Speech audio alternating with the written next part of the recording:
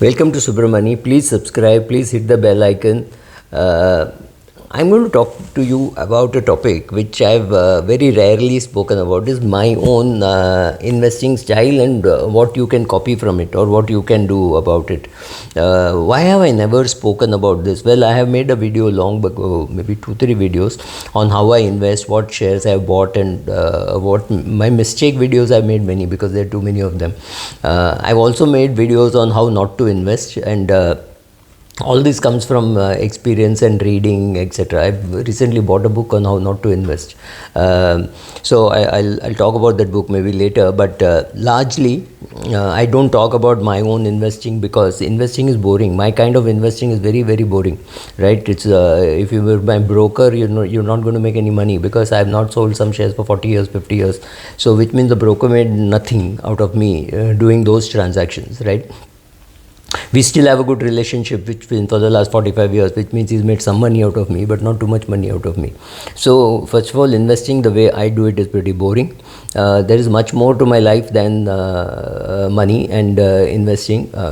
End of this month, I'll be in Ranthambore trying to spot tigers. And another problem is just too many people are talking about finance these days, whether it's a journalist, whether it's an anchor, whether it is a ex-fund manager or a current fund manager, a sales head. Everybody is talking about investing, and I think that space is very crowded and very boring. So I have not been talking, but then there has been some pressure that I should talk about investing because there is just too much of financial porn going on about what you should do. I mean, take some very simple solutions. Oh, you should put all your money in an index fund. Good, but taxation has changed in India. So if you put half your money in an index fund and the other half in a debt fund, on the debt fund you will pay tax at the highest rate. So maybe a multi-asset fund is better for you, right? So life is not so simple that you can just save money, put money in an index fund. You put money in an index fund that your neighbor comes and tells you, I put this money in HDFC Focus 30 and I've got 32% return at the same year in which you got 12% return. So why is that happening? I'm not getting into the arguments, but yes, good fund managers are not going to come cheap. It is going to cost you money. Good financial advice is not going to come cheap. It is going to cost you money. Also, please remember that using my videos and using my tweets, you cannot manage your portfolio. It's a good indicator as to what you should do and what you should not do, right? So, but don't use this. This is not a course in investing. It is just a blog spot. It's just a blog, right? So, secondly, there are many ways to implement whatever your plans are, right? Whether you want to go direct equity, whether you want to go through mutual funds, or somebody like me who's got a combination of the two. Why do I do direct equity? Because I enjoy doing it. I've been trained to do that. I've run research companies. I've run a broking company, and I enjoy doing this, right? So this combination. And I still can pick up 2 people to talk to almost about every investment. If I want to invest money in one, I'll know some auto analyst, I'll know some auto ancillary analyst, some chemical analyst, some power analyst, somebody running a power fund, somebody I can pick up somewhere and ask my doubts. These kind of things I know, and therefore I'm suited for that. I can do it. Maybe you can't do it. Secondly, why do I invest in mutual funds? I invest in mutual funds because certain things I cannot do on my own. Can I invest in a fund which invests in Indian value companies and in American value companies? No, but DSP has one such schemes. The IPRU has a scheme which is a thematic fund of funds. So it decides which theme to invest. Should you put in banking? Should you put in pharma? Should you put in international? Whatever. So they choose which theme to invest. I also am doing a SIP which is continuing to happen in a fund which invests abroad. So it invests some money in Taiwan, China, Japan, US, whatever. So they change the assets accordingly. Can I ever do all this on my own? The answer is no. So there is a role for mutual funds in my life. There is a role for direct equity in my life. Maybe there is a role even for index fund in my life. I have invested in one index fund which is a developed countries index fund. Unfortunately, I cannot add more to it because of the government restrictions, but could I have ever created that on my own? The answer is no, I couldn't have. So I need a mutual fund to do all this. So what are my investment beliefs. So first of all, if you are if you want to be a good investor, you should know what you're investing for. Are you investing for your for to buy an old age home and you're 30 years of age and you want to buy an old age home at the age of 60? That is going to be very different. Are you investing money to be able to give it away to your children when you die at the age of 90, which means you're investing for 60 years? The answer is going to be different. Are you planning to buy a house in 5 years? Are you planning to buy a house in next year? Right? So based on all this, it will understanding what are your goals, what are your dreams, for what you're investing in that particular company. So you have different schemes happening for your you have different goals in your life, right? Maybe you're very young, maybe you're 23. So first of all, it could be your marriage, then it could be your kids, then it could be your parents' illness, maybe they don't have adequate medical insurance, or you look at it and then you quickly go and take medical insurance for your parents, for yourself, etc. So all these things depend on your goal. Medical insurance is not an investment, but definitely you're going to do all that. So if you're a 35-year-old trying to save for investing, you're going to do it differently. If you're planning to buy a house in 5 years, you're going to do it differently. If you're planning to save some money to put your kid into school next year, then you're going to keep that money maybe in savings bank account, right? There's not even, or maybe in liquid fund, right? So all these things are important. Another thing which everybody tells you, which I don't agree with completely, is keep costs low. How do you keep costs low? Put all money in an index fund. This is great advice for somebody who does not want to be involved, but if you want to be involved, you can pick funds. You can pick a mid cap fund, you can pick up a focus fund, you can pick up a thematic fund, you can pick up a thematic fund of funds, you can pick up an international fund, right? You can do many of those things. So see what you want to do, how involved you want to be. Do you want to spend your weekends, not all your weekends, maybe 10 weekends in a year, sitting with your family, taking decisions, then that's fine.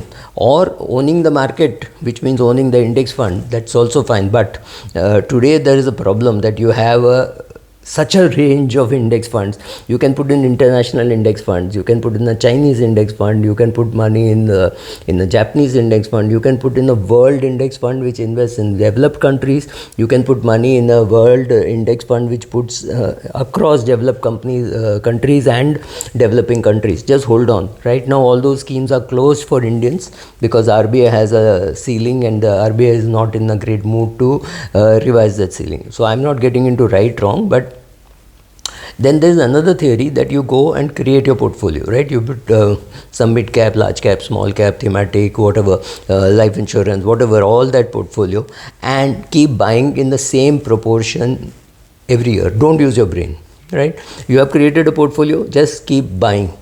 Right, this is also a theory. I don't know whether it will work for you. What works for me is I keep looking and saying, oh my god, I put too much money into this, so let me remove some money. So I do that also. I switch companies. Some companies I don't switch, some companies I switch partially. Some companies I say, oh my god, this is a very good dividend yield, therefore I don't want to invest in that company. Let us take this example. I have Coal India in my portfolio, NTPC, all this is giving me 15% kind of dividend yield because I bought them at some ridiculously low price. Even State Bank of India is giving me a dividend yield because my cost is 150 bucks. Now, I can say, oh, dividends are high and the dividend taxation high. Let me just sell all this and put into a energy opportunity fund, because there the money will accumulate and I'll pay 12.5% tax instead of 30% tax, right? These things can also happen. So you own everything. You also own ETFs. You also own thematic funds, right? This can also happen. So should you diversify? Diversification is has been defined like diversification is sometimes you have to keep saying sorry, because some part of your fund which is actually doing very well, you may have to remove and put into something else. Say gold is doing very well, so I actually removed money from gold and put it in silver. I removed some money from gold and put into, I think, mid cap fund. Because that was not doing well and this was doing well. So you do some of these things. Then very importantly, watch your own behavior. I have to watch my behavior. In spite of having so many years experience, I still make mistakes. So do I pick a balance of stocks and bonds which is appropriate? How do I do asset allocation? How much I put in equity, how much in gold, how much in real estate, how much in REITs, how much in foreign funds, right? This is a skill So it's an art and a science, right? So you do both. Then you minimize taxation.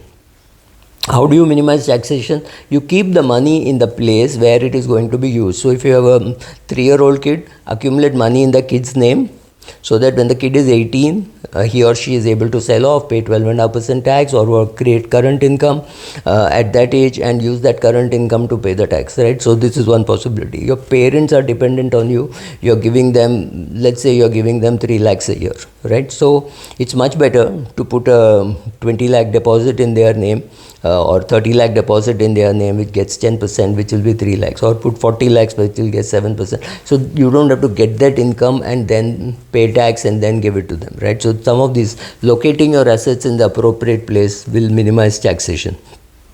So do all that, then see how you can be different from the crowd. Like I said, you use that as asset allocation. Of course, if you're in the US, then whatever is covered under 401k plan, you don't pay tax on a regular basis, right? Then after having created this portfolio, don't look at it and worry about every portion of it, right? So sometimes your large cap funds are not doing well, your mid cap is doing well. Overall in your portfolio, if you're doing well, that's good. Specific asset, I have some shares which are become very big now. I don't have to worry about it on a day-to-day basis. I bought it in 1986, so that is 14 plus 25 years is what I've been holding. 39 years I've been holding. I don't have to worry about each share what is happening, right? So some share which is not doing well, of course I'll sell, I'm not saying, but I can't be obsessed about that. It is the overall portfolio return which matters. How much risk you're taking, how much reward you're getting, right? Then control what you can control. You can control cost, you can control portfolio composition, you can control your own moods. Those are things which you can control. How your asset allocation, how much you want to save towards which goal, etc. Then fight for simplicity and sit with your spouse and explain why these investments are made, right? So these are all things which you can control. What you make sure that your family actually understand why you're invested there. Figure out how your investments are performing more easily. Evaluation do with your family, right? Unless somebody has put a gun on your head and made some investments, then come out of those investments as soon as you can, right? Ultimately, at the age of 70 or 75 or 80, you want to be less stressed.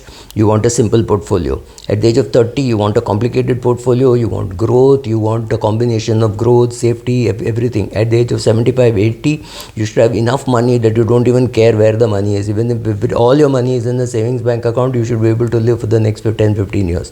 If you have done that, if you have done all the things right at a young age, at an older age, you will be able to sit peacefully and say, this is my portfolio and this is how I'm going to live.